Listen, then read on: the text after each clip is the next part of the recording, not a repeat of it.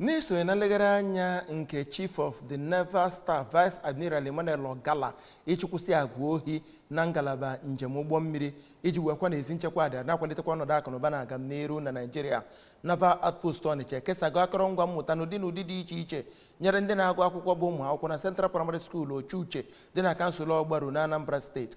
Onye nta akụkọ anyị bụ Manechi Gbata wetara anyị akụkọ.